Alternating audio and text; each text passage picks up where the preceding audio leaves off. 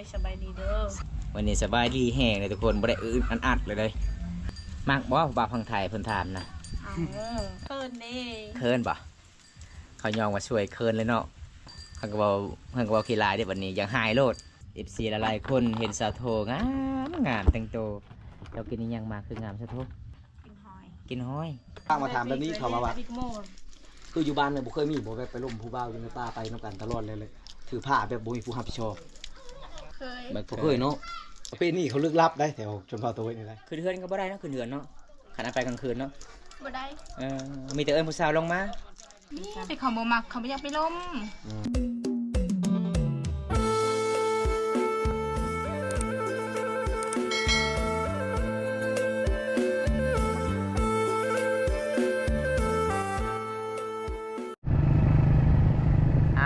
ครับสวัสดีทุกคนสวัสดีบรรส่วนพี่น้องเฮาในประเทศและต่างประเทศที่เข้ามาติดตามรับชมวันนี้นะวันนี้บอมตากับสิพาทุกคนไปเลาะชมบรรยากาศอยู่ที่เขตชนบทเป็นหมู่บ้านนอกที่สุดกับตัวเมืองทุกคนในนาพลบอมตากับสิได้เดินทางเรื่อยๆเลยทุกคนเลยวันนี้ก็สิได้พอยังแน่ตามเขตชนบทคนสุภาพบุรุษมังกรบอมตากับจัดให้ตามของพ่อ FC บอมตาไปถ่ายคลิปเรื่อยๆทุกคนจะได้กลับไปติดตามรับชมกันเลยทุกคนนี่ระยะการเดินทางมื้อนี้ทุกคนเลยในหน้าฝนสภาพเส้นทางก็คือแบบนี้แหละพี่น้องเลยในเขตชนบทบ้านเฮาของชุมเขาบรูพี่น้องเป็นหมู่บ้านนอกที่สุดกับตัวเมืองเด้แต่เฮาเคยไปมันก็ง่ายอยู่เส้นทางพี่น้องเฮาก็เคยไปมามันก็ใกล้การไปมาสะดวกสบายอยู่ทุกคนเพราะว่าบ้านตาก็สิเข้าหมู่บ้านเป็นหมู่บ้านนอกที่สุดกับตัวเมืองเด้อทุกคนเป็นหมู่บ้านที่บ่มีสัญญาณแล้วก็บ้านตาก็สิออกจากบ้านแกงล่องเลยอันนี้คือเส้นทางสุนเผาไปบ้านตุยทุกคนเพราะว่าฝนตกหลายมือแล้วทุกคนฝนตกเลยเขาก็เดินทางมันก็สิยากๆเป็นเวลาทุกคนจะได้บอมตาก็สู้ๆครับโคนมันหลายเลยทุกคนเลยบอมตาก็อุปกรณ์ประทายคลิปมื้อนี้ในหน้าพ่นก็ถือแต่คันจองทุกคนคันจองเพราะว่าบอมตาก็สิเดินทางเรื่อยๆเลยทุกคนเลยเพื่อจะได้คลิปแต่ละคลิปกับเป็นเรื่องงานเดี๋ยวพี่น้องปะเวียกปะงานเพราะว่าช่วงนี้ก็ยังมาทันแล้วดำนาทุกคนเลยเพราะว่าก็คือไปถ่ายคลิปแบบนี้แหละพี่น้องก็คือ FC เห็นตลอดเลยทุกคนบอมตาก็เดินทางเรื่อยๆบางเมื่อก็เดินทางผู้เดียวบางเมื่อก็เดินทางไป2 คน3 คนกับทีมงานแต่ส่วนหลายบอมตาก็มักไปผู้เดียวพี่น้องเพราะว่าการไปผู้เดียวก็คือเฮาการถ่ายคลิปก็มันก็ง่ายอยู่ทุกคนเฮาถ่ายคลิปแต่เดี๋ยวเฮาก็บ่ได้ซับซ้อนการเว้าพี่น้องบอมตาก็เลยไปผู้เดียวเลยช่วงนี้ทุกคนเลย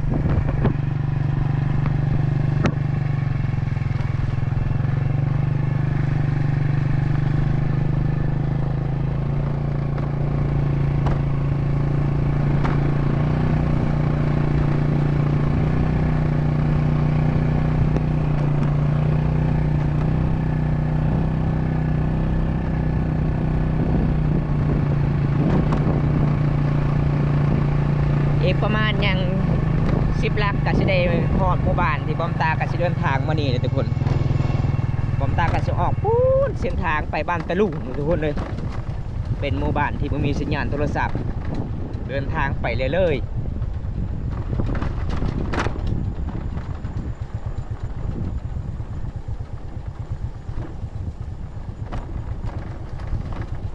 โอ้น้ำศิลาน้องโคตรคุ้นเลยทุกคนน้ำศิลาน้อง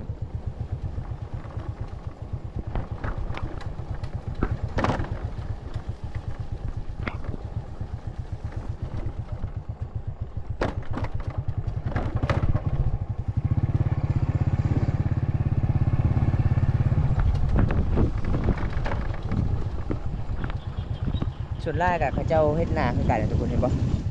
เจ้าเฮ็ดนาดำนาผ้าสีงามทุกคนเพราะว่าน้ำมันท่วมหลายเลยนาเขาเจ้าเห็นปะทุกคนฝนตกหนักเลยพี่น้อง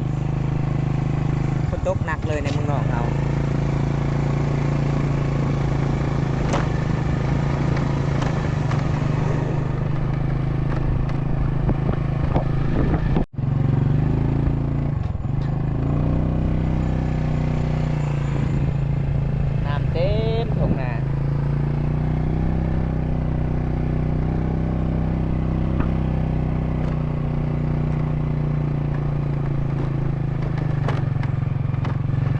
เจ้าก็จะได้ปลูกมันสำปะหลังมาทุกคนเพราะว่า ส่วนหลายมันสำปะหลังปีนี้มันก็สิบ่ได้งามปานใดอันนี้มันข้าวเด้อทุกคนก็จะปลูกข้าวกินพี่น้องมันก็สิบ่ได้งามปีนี้ทุกคน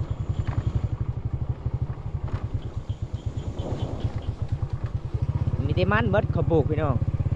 ทางนี้ก็คือหน้าเลยข้างๆเขาจะปลูกมันบ้านเฮาคือแบบนี้ล่ะทุกคนดำรงชีวิตเป็นบ้านนอกบ้านนาของชนเผ่าบรูมังกรกับตะโอยเขตบ้านเฮาทุกคน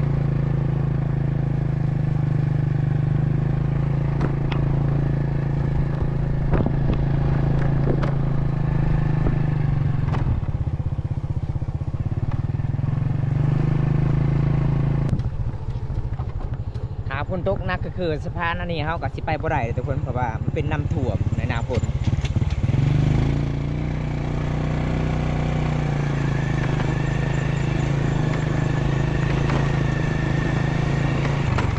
มีแต่มันอย่างเดียวเลยเขาจะปลูกจุดนี้ปลูกมันสำปะหลัง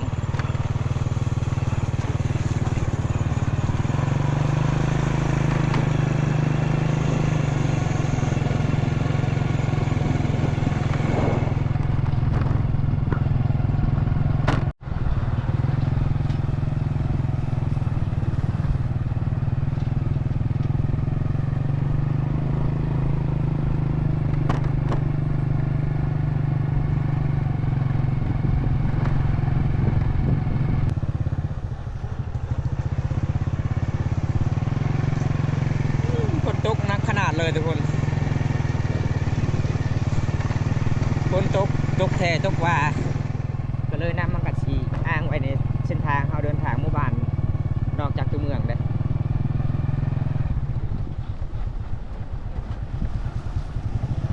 ว้าวอีกดอกกระจอกพัวนะ ระวังรถ เราว้าว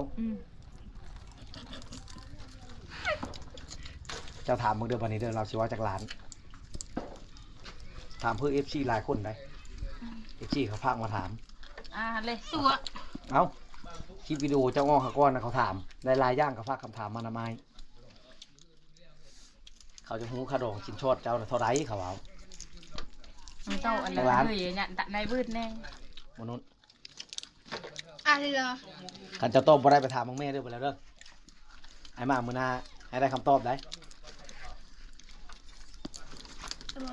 FC พากมาถามแบบนี้ได้จะว่าล่มผู้บ่าวอยู่แค่ป้าไปล่มอยู่ป้าเขาพากมาถามว่าจะบยานบ่ บ่ยันยุ่งบ่ บยาน บยาน กับบ่เจ็บ แบบนี้เขาถามนะ ให้เจะตอบตามความจริงเด้อเขาว่ากูอยู่ในบ้านนี่เวลาไปล่มผู้บ่าวอยู่ในป่านี่บ่เคยมีบ่ถือผู้บ่าวกลุ่มบ่ บ่เคย บ่เคยเนาะอย่าว่าแบบถือผู้บ่าวกลุ่มจนห้องจนไห้บ่มี บ่มี ไปกับอ้ายนี่ บ่ได้ ไป เนาะ ซื้อ ผิดที่เนาะ เนาะ มีบ่แบบชายแบบนั้นกะ บ่เคยมีเนาะบ้านเฮาบ่บ่เคยมีบ่มีแต่ไปลมซื่อๆคันถึกใจก็บอกให้พ่อแม่มาขอบ่ มีแต่ว่า โอ้ทุกค บ่ น มักเด้ บ่มัก คันเฮาพร้อมเด้ได้บ่ ได้ เอาทุกคนมากันทึกใจนี่พี่หาว่าได้บ่บ่แบบนี้เขาถามน่ะ FC พากมาถามแบบนี้เขาว่า คืออยู่บ้านเนี่ยบ่เคยมีบ่ไปล่มผู้บ่าวอยู่ในป่าไปนํกันตลอดเลยถือผ้าแบบบ่มีผู้รับผิดชอบอันนี้จัดให้ตามความขอได้เป็นคำถามจาก FC จากฝั่งไทยเขาพากมาถาม บ่เคยมีบ่ บ่เคย บ่ บ่เคยเนาะแสดงว่าเขาไปล่มก็ล่มแบบธรรมดาอยู่ นี่มันเป็นตามประเพณี เออ เวลาเขาเจ้าไปลมก็ลมธรรมดา อันนี้ FC ฝั่งไทยเขาว่าไปอยู่ในป่านำกันแบบนั้นคือบ่รอดแล้วเขาเอานั่นรถใดเขาตีราคาแบบนั้นใด แต่ความจริงคันถ้าเฮาเฮ็ดสิ่งบ่ดีเฮาต้องเสียเด้เสียในหมู่บ้าน มาคลาม ทางเพื่อนทางหมู่บ้าน คน นี่ เลยจ้าแจ้งนำกันเด้อตัวนี้เด้อ FC หลายๆคนก็พากมาถามว่าไปอยู่นำกันแบบนั้นคือบ่รอดแล้วเขาตีราคาแบบนั้นอย่างเดียวแล้วเขาเอา ถ้าอยู่นํกันมันบ่รอด แต่ว่าเฮาไปฮิตทำแบบนั้นก็คือไปล่มปกติเนาะ แต่บางข่อยบ่ได้ ถ้า น้อง เอา ให้ มั่ง บาง ห้าง ข่อย กันเลยคือสิเอากันเลยจังว่า ไป กันเล ป่าย เนาะ คือไปเลยได้ แต่ FC เขาคิดไปไกลเลยได้เขาคิดเป็นฮอดชัยฮอดยาแล้วเขาคิดมันเข้าบ่ทันเนาะก็บ่แม่นแต่เขาอ้ายก็ยังคิดนำเขาอยู่ได้ เด็กบูจะด้วยแล้ว ปลมช่างๆบ่ ใช้เฮือนเจ้าในละ ตีละน้องช่องเฉยแล้ว แบบ ทางพูด แต่ อืม ไก่กระยะเต้ เต้น้องไก่คิดนะ ตั้งตู้เต้ คันแบบไอเบิร์นนะอนปีนปลาสุดแซ่ ซะแซ่กี่ติปันตุเต้กี่ ฮะ ไอ้มาจุ่มกระลาบ เห็นบ่เขาแปลน่ะ ในออดปอกกับคือหมู่เราในปอกคือหมู่เราไม่ทึกเลยลองเลยเนาะ ทำไมถือไอ้เนี่ยแปลง่ายแปลง่ายนะรู้แต่ตาเราไม่ชู มูตะเบอร์ไก่ถึกไป อยากลองเบิ่ง อันนี้มันเป็นตามความเชื่อแต่ละชนเผ่าทุกคนเลยแบบประเพณีของน้องก็ขึ้นลินผู้สาวอยู่เฮือนอยู่ศาลบ่ได้ต้องพาลินหรือว่าไปลงไปแอ่นตามแคมป่าทุกคนถ้าทึกใจก็บอกให้พ่อแม่มาขอมันเป็นตามประเพณีบ้านเฮาทุกคนถ้าเฮาเฮ็ดสิ่งที่บ่ดีก็คือเขาเจ้าก็ต้องปรับหมายใส่โทษกินหมูกินควายแล้วก็ทั้งเฮาเสียทั้งชาวหมู่บ้านแล้วก็เจ้าภาพเพื่อนแน่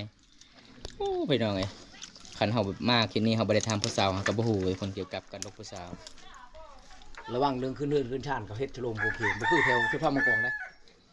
ประเพณีเขาลึกลับได้แถวชนเผ่าตัวนี่ได้ คือเฮือนก็บ่ได้เนาะคือเฮือนเนาะคันเอาไปกลางคืนเนาะ บ่ได้ มีแต่เอิ้นผู้สาวลงมาทุกคนโอ้มันแปลกพี่น้องครั้งแรกในชีวิตบนตาเดินทางมาบ้านนี้ก็ได้ฮู้กับน้องๆ2 คน3 คนที่ได้บอกทุกคนเลยคือทางบ้านบอมตานี่คันเรียนผู้สาวต้องขึ้นเฮือนเลยคันเรียนอยู่ตารางพ่อแม่หายต้องไปลมให้พ่อแม่เห็นเบิดในนั้นทางบางข่อย เลอะเนื้อ แต่ว่ากระดาษอย่างเงี้ย ทำลูกแม่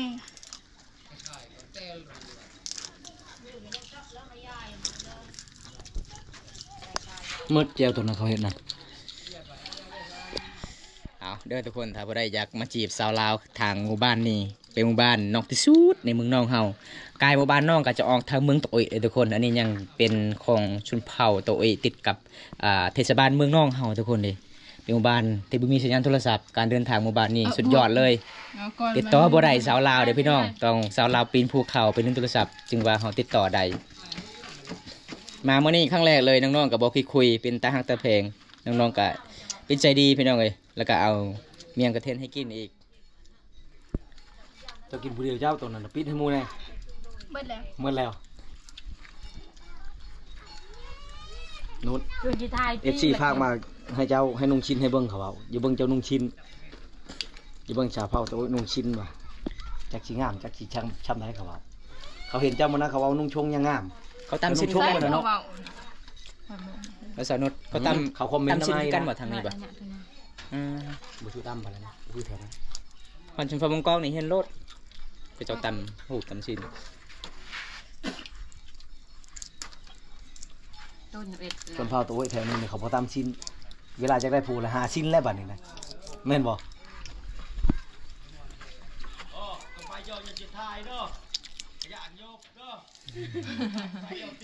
มึงไปเดี๋ยวจะไทยก็จะอันยู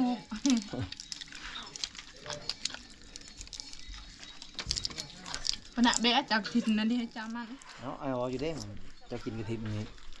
กูว่ามาลมมาแรงนี่เหม็นปากปาก ก บ่ วน หลาน มวยพวกเราแล้วก็เอาวันกวน ผู้ชายกินอย่างนี้เขา มี บอก ผู้เบา จ้าเลยโบเต้า ก็ ก็ สิไปลมละเม่นก็เม่นผู้เดียว แถวบ้านนี่บ่มีบ่ วิวเลยแต่เขาบ่มักเขาไม่อยากไปลม อืม ชนลาย บ้าน นี่ นี่เอาลายได้ ชนลายนี่พ่อบ่าวมาจากบ้านได้มาลมน้องๆบ่มีบ่สุดที่นี่หรอบ่บ้านน้องบ่ นี่เขาไปเล่นแบบว่า เราว่าผู้บ่าวคนลาวหลายเรา ใจ ครบนะเธอละ7เธอละ8จะเว้าตอนนั้นน่ะจะเว้าหลายได้จะเว้าหลายตอนนั้น บ่ จะเว้า ไม่ได้เว้า หากแต่ว่าจะเว้าเขาบ่ได้มาหาตอนนั้นน่ะแบบร่วมกันในผ่านชื่อออนไลน์ชื่อ อืม หลายได้เราผู้บ่าวคอยเราเอาเรายอมรับเลยเราบ่นั้นแต่เฮาถามมาเห็นหน้ากันว่าเขามาหาบ่เราอ่ะยังจะคนเดี๋ยวนี้ร่วมกันอยู่นี่แบบแชทนำกันอยู่นะ เป็ดมัน คนลาวแถวเมืองนอกเมืองครับคนผู้ไทยแถวนั้นบ่มีบ่ล่มแล้ว หลายใจเลือกง่าย ให้ใจยังเขาบ่มักสิลมเฮ็ดยังสิเวลา โอ้ เพิ่นเงินดาราเนาะ ยายยิ้ม อามามีดมาปาดบนหัวใจอันนี้หัวใจเดียวหน่วยเดียวคอรออยู่คอโลอยู่เหมือนคอรอบอกคอรอมันน้อยโพด ตายเอาบ้า เจ็ดอันไหนจ้าเนี่ย ป้ามาเมื่อนี้ทุกคน FC หลายๆคนเห็นสาวโทงามงามแต่งตัวเรากินนี่ยังมาคืองามสาวโทกินป่าบ่จะบอกมึงกินนี่กินป่า กินหอย กินหอยได้อาหารหอยโอ้สมพองามเนาะกินหอยเนาะหอยเขากินน้ำเด้อหอยเจ้ามือนานะถามีนะ จะกินหอยเสียแล้วน้องหรือเปล่า หอยในหน้า หอยหน้าหอยจูบหรือหอยหยังหอยกับกี้หอยแดงเอ้าหอยหยังแทนะสะโถยตัวยังไงหอยปลากวางยังก็ยังก็แล้วสะโถบ้านผมติดกับกัมพูชารักชาวลาวโอ้โดยขอบใจหลายๆพี่น้องเฮาติดกับแสดงลาวกัมพูชาเด้อกัมพูชีเคยไปแบบประเทศกัมพูชีมันเป็นกัมพูชีบ่เคยไปเนาะขันจะไปทางแขวงจำปาสักกับสิเดฮอดแสดงคาแมนและกัมพูชีและทางนั้น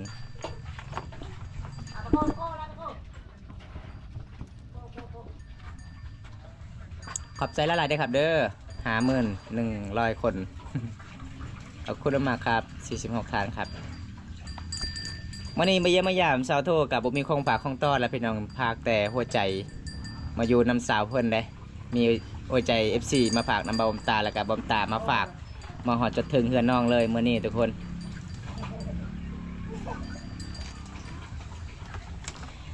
คำว่ามีแฟนยังครับผมก็ไม่รู้นะครับถามน้องนะครับมีแฟนแล้วหรือยังจ้า บ่มี ยังบ่มีเด้อยังโสดได้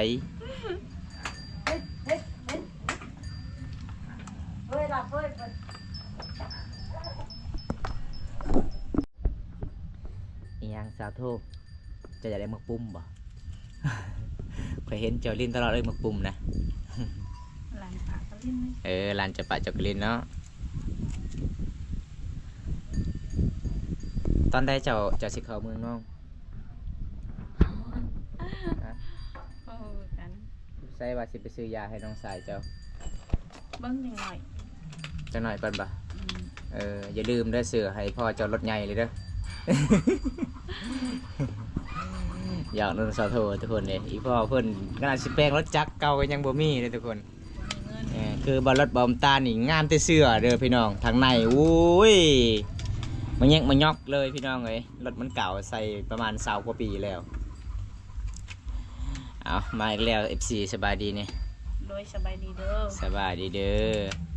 วันนี้สบายดีแห้งเลยทุกคนบ่ได้อัดเลยเพิ่นว่ายังคันคออีกยังเจ็บคอบ่ได้บักคัน คัน ยังไอก่อนเนาะจะมาตอนแรกเจ้าก็ซื้ออะม็อกเลยอะม็อกที่คือไอซื้อให้ซื้อแต่อะม็อกกับยาไอยาดีไอเจ้าจะซื้อได้ยาชารากับเทพีซื้อที่2 อย่างกินไปเลยมื่อนี้ไลฟ์สดสัญญาณการลดลงทุกคนเลยขอโทษขออภัยนำหลายพี่น้องที่เข้ามาติดตามรับชมวันนี้นะสัญญาณหมู่บ้านน้องก็บ่ค่อยมีคันอยู่เฮือนเจ้าก็บ่มีเลยเนาะต้องอยู่ตารางเลยคันขึ้นเฮือนเรียบร้อยเลยทุกคนสับเอาตาก็คือสัญญาณมันบ่ค่อยดีปานใดช่วงนี้ผู้ใดติดต่อน้องก็สิยากๆทุกคนสับน้องมันฟังแล้วฟังเรื่องแบกใส่เมื่อใดแบกก็ใหญ่ตลอดเลยพุ่งตลอดเนาะโอ้แบก3 ชั้นกีบแล้วว่า400,000เจ้าคือใส่ตัวแพงๆโลดก็มีเงินนะ คล้ายแต่4แสน มี2 รุ่น300,000กับ400,000 350,000 FC ถามว่านักมักบอกครับมักบอกว่าพังไทยเพิ่นถามนะเอาเด้อเพิ่นว่ามักได้โอ้สัญญาณลุดๆล่องทุกคนเลยวันนี้สาวโทสวยเลยทุกคนเลยยอมรับว่าสวยปานนางเอก2 3 ยิ้มแล้วได้ขันก็บอกสวยขันก็บอกขี้ลายโอ้เพิ่นนี่ตาเพิ่นนี่ใหญ่ขนาด เคินนี่ เคินปะเขายองว่าสวยเคินเลยเนาะขันก็บอกขี้ลายเดี๋ยววันนี้ยังหายโลด เอาลงทุนมาทากระแปงมูบอกขี้ลายเองยังหายโลดแล้ว